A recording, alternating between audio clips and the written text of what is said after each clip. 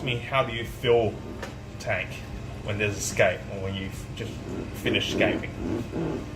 I'll show you the wrong way of like putting water in first.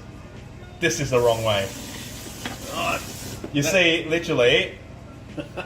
That's making me cringe. Yeah. You see all the soil just like literally slowly push away. Lucky enough is like I planted the plant deep enough so it didn't get flushed away. That's why you should plant the plants deep. So, how do you fill the tank? Don't do what I just did. It's just gonna like create a lot of like soil dust and gonna just crumble the soil. Normally, you can have your a plastic bag on top. Maybe have like a small cup in there and just slowly fill it so it overflows and it's not splashing directly on your soil or hardscape, so it don't like won't destroy your hardscape. But normally, because I glue and I make sure my hardscape is actually stable, I can actually just put water onto my hardscape strong as well, so it won't like blast everything away. I will recommend people like glue their hardscape as well, because like it actually like in the future if you're doing maintenance and stuff, you won't accidentally knock your hardscape apart.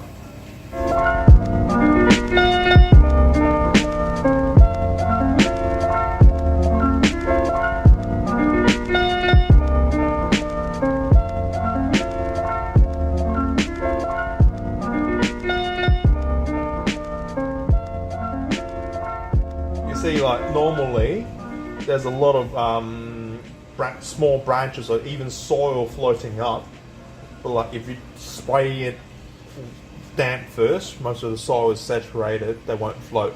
Yeah. So that's why you want to spray it damp. And you see, even I blast it like real hard, there's only like 2 or 3 like stems floating up. Plant it deep, please. You can replant them, yeah? Yeah, you can replant them, but why waste the time replanting a lot of stuff that you can do at one time? Especially like when we charge per hour, and then we don't waste time. We just make sure we deliver the job, get it done properly first time.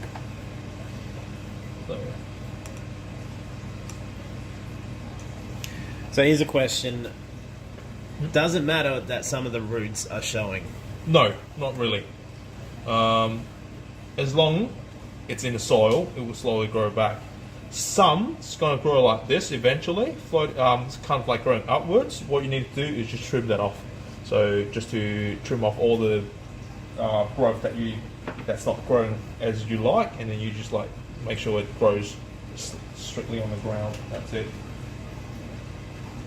Cool. So maybe in the future we'll add some moss, but at the moment we'll leave it like that, because like moss can be a bit messy. We just want to keep this really, really simple.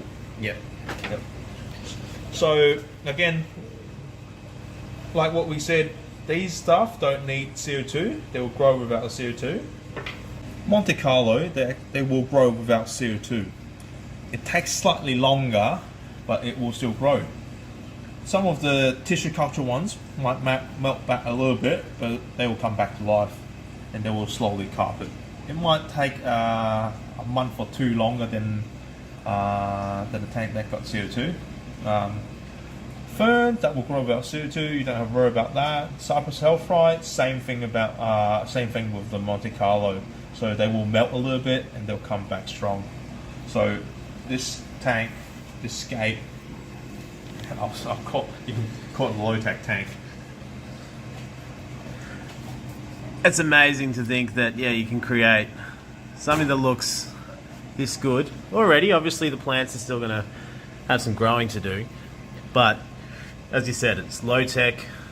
You can do this at home. We've only used 3 plants. We've only used 1 type of wood and 1 type of rock. A few moments later. Alright, first things first, equipment. What are we going to put on the tank? A heat and a filter. Alright, that's done. Thanks, that part, no. What have we got here? We've got a bit of a selection. Cool. So, like I said, we're going to try to keep this simple. We've got a fluval hang-on back, or hang-on back filter. We've got an Aqua hang-on back filter. We're going to either use one.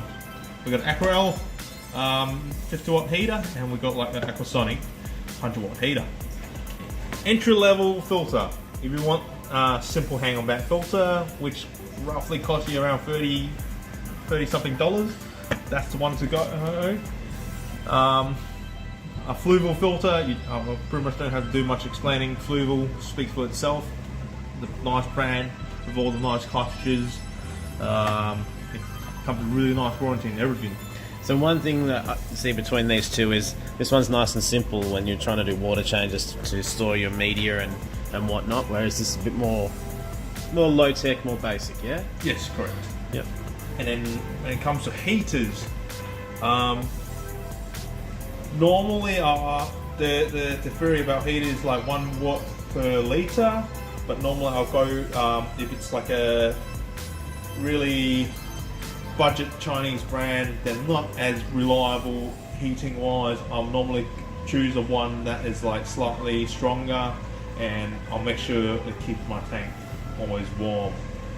On the other hand, if you don't want to risk it and you want to spend a bit more, you can always go for like European brands like Hydor, Aquarel, Eheim, all those, which will heat the tank perfectly, and then they will keep the temperature as you set.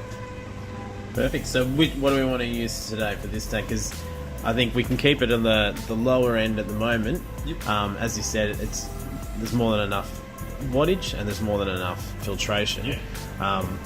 So we'll put the fluval in Aquarel side. Done. Cool. So this filter is actually really simple and easy to use. It comes with like a filter pad and like a fine filter pad. This one pretty much like grows like nitrifying bacteria on it. That pretty much just like works as a water polisher. All you need to do is just like slide it in, and you can use it. If you want to put more filter media in there, like your bacteria rings, you can put that in there as well. So pretty much it's good to go. You can put it in.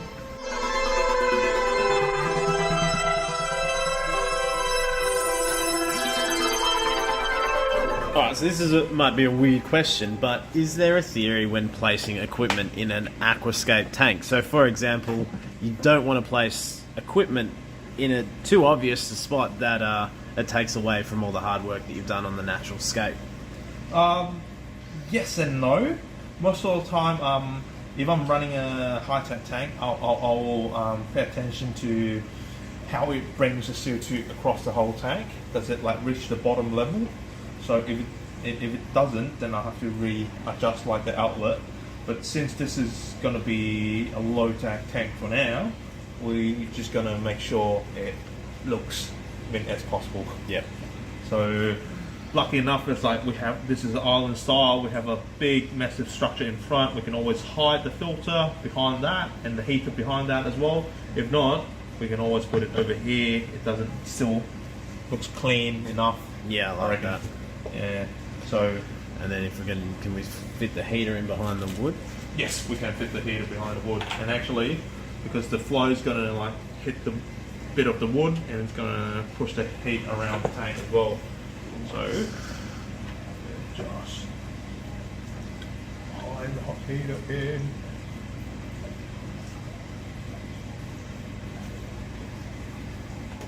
Hiding it well, yeah. Yeah, it looks great. Cool. So, makes me falling more and more in love with this tank. So yeah, every step we take. A lot of customers ask me, my hang-on back filter is not working. But why? How so? You have to put water in it, so it actually starts to siphon. So if you don't put water in it, most of the filters, especially cheaper ones, they don't have a self-priming or self-sucking water system, so they won't start. So you put water in it, make sure it's filled, and you plug it in.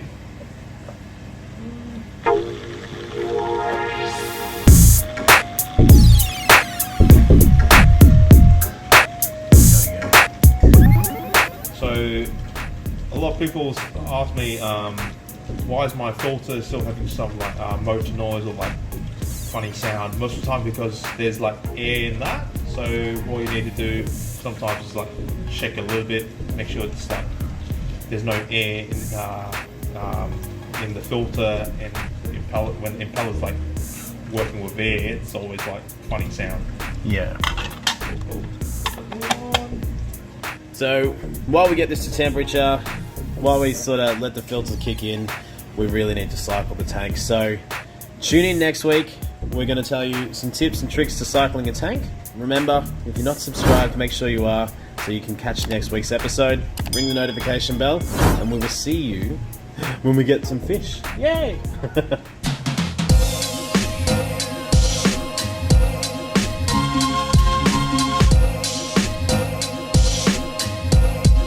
What a wonderful world. That's a good idea. The lift's still on. So, well.